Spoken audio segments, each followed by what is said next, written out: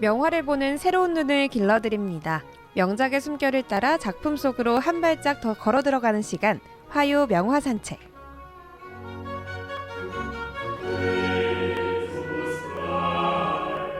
네, 화요 명화 산책 미술 칼럼니스트 정현은 쌤과 함께합니다. 안녕하세요. 네, 안녕하세요. 와, 연휴 마지막 날 또 이렇게 연은 쌤과 함께하게 되어서 너무너무 기쁩니다.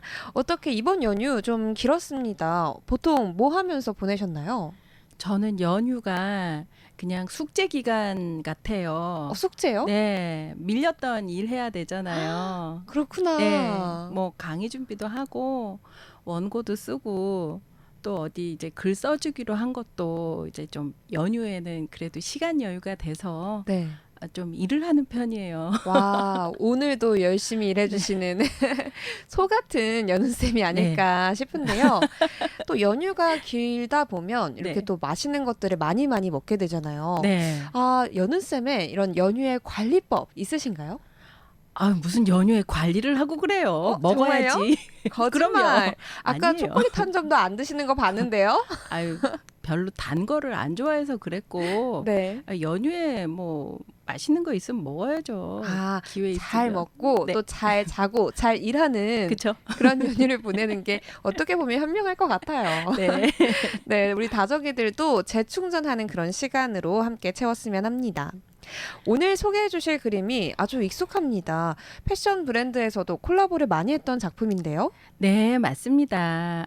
오늘은 미국의 작가 키스 헤링이 1989년에 완성한 뚜또 몬도라는 작품 준비해 봤습니다. 뚜또몬도 1989년이면 그동안 소개해 주셨던 작품들에 비해서 좀 최신작인 것 같은데요. 네.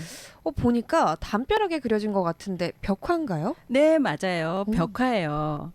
이 작품은요, 키스 헤링이 이탈리아의 피사에 위치한 성 안토니오 성당의 뒤쪽 벽면에 그려놓은 벽화예요. 키스 헤링은 1989년에 휴가차 뉴욕에 왔던 이탈리아의 인류학도 피에르 조르지오와 우연히 만나서 피사의 기념비적인 작품을 만들어 보자는 제안을 받고요. 곧바로 피사로 날아가서 이 작품을 제작했다고 해요. 저도 얼마 전에 이탈리아 여행을 하는 동안 잠깐 피사에 들러서 이 작품을 감상할 기회가 있었어요. 실제로 봐도 180 평방미터, 그러니까 약 54평 정도 되는 성당 외벽에는요, 간결한 선과 단색들로 채워 넣은 여러 가지 형상들이 가득하게 표현되어 있는데요. 이 그림에는 마치 표지판에서 볼 수 있는 이미지처럼 단순하게 형상화한 30명의 인물이 등장을 해요. 이들은 서로 얽혀서 십자가나 가위 모양을 형성하고 있거나 머리 대신에 TV를 붙이고 있는 사람의 모습도 있는가 하면요. 몇 명이 겹쳐져서 한 몸을 이루고 있는 모습도 있어요. 그런가 하면 여러 동물들, 예를 들면 뱀, 고래, 악어, 원숭이, 새 등이 등장하고요. 아기를 안고 있는 엄마와 천사도 그려져 있어요. 그런데 특징적인 건요, 이들의 모습이 정적이지 않고 모두가 춤을 추고 있는 듯이 아주 역동적으로 느껴진다는 거예요. 진짜 뭔가 춤을 추고 있는 그런 흥이 나는 그런 네, 그림인 것 같은데요. 네, 저는 이 작품을 보면서 마치 만화 캐릭터들을 한데에 모아놓은 것 같다라는 느낌도 받았거든요. 작가가 어떤 의도로 이런 형상의 그림을 그려놓은 건지 감이 잘 오지 않는데 또 작품 제목이 뚜또몬도예요. 어떤 뜻인지도 너무 궁금합니다. 네. 뚜또몬도라는 말은요, 이탈리아어로 온 세상이라는 말이에요. 제목이 뜻하는 것처럼 이 작품은 세계 평화와 화합을 주제로 하고 있어요. 우선 중앙에 네 사람이 어우러져서 형상화한 십자가는요, 평화를 상징하고요. 돌고래, 원숭이, 새 등으로 표현된 자연과 인간의 유대는 세상의 조화를 위해서 필수적으로 요구되는 거죠.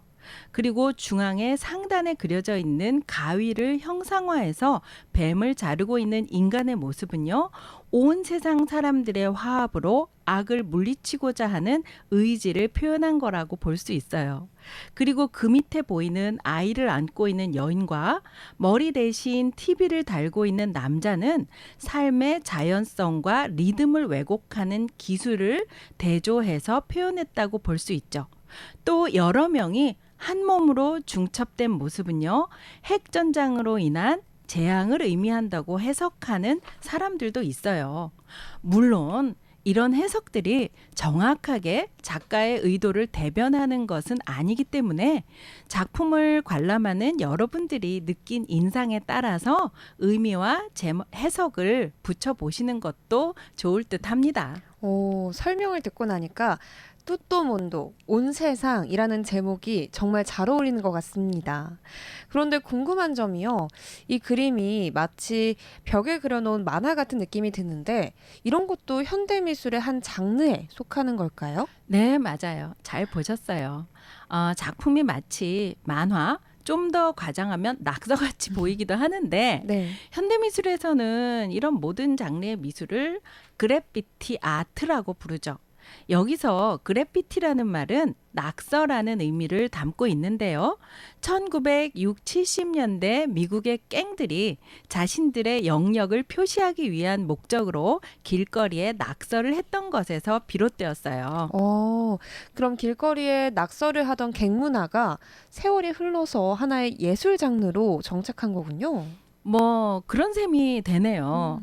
키스헤링은 누구나 쉽게 공감하고 이해할 수 있는 미술, 그리고 많은 사람들이 자신의 그림을 보면서 행복해지기를 바랬던 작가예요.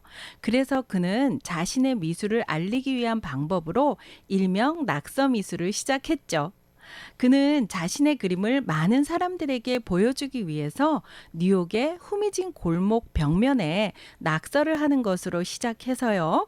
전철역 벽면에까지 낙서를 했어요. 뉴욕 시내의 전철 운행이 마감된 시간에 역사에 몰래 들어가서 벽면에 지금 보시는 작품과 비슷한 부류의 쉽고 친근한 느낌의 그림들을 그려 놓았던 거예요. 그러면 그 다음날 아침에 피곤해 지쳐 전철을 타고 출근하는 서민들이 이 그림을 보게 되는 거죠.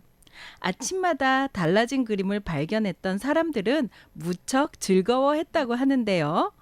다음에는 어떤 그림이 등장할까 하는 그런 호기심과 기대가 쌓여서 어느덧 그들의 일상에 작은 기쁨이 되었기 때문이죠. 아, 진짜 발견하는 기쁨이 쏠쏠했을 것 같습니다. 그래도 이렇게 아무데나 낙서를 하는 건 불법이 아닌가요? 물론 불법이죠. 그래서 키스헤링은 경찰서에 여러 번 붙들려 가서 곤욕을 치러야 했어요. 그리고 이런 불법성 논란 때문에 이것을 정식 예술 분야에 편입시키느냐 마느냐 하는 것에 대해서도 지금까지 논란이 되고 있죠. 하지만 어찌되었든 대중들의 큰 인기를 얻으면서 이러한 그래피티 아트는 이제 미술의 한 장르로 어엿하게 자리를 잡게 되었습니다. 와, 이 낙서가 어엿한 미술의 한 장르로 자리매김했다는 게 신기하면서도 재밌습니다. 키스헤링의 벽화, 또또몬도에 관한 이야기 나누고 있습니다. 그런데 이 그림을 자꾸 보면요. 어쩐지 즐겁고 아주 행복한 기분이 막 들거든요. 네, 그렇죠. 그게 바로 키스헤링 작품의 특징이자 매력이에요. 아, 낙서와 예술의 경계를 허물어버린 키스헤링의 작품이 지니는 특징을 함축적으로 표현한다면 전체적으로 무거움보다는 가벼움에, 그리고 어두움보다는 밝음에 가깝다고 할 수 있어요.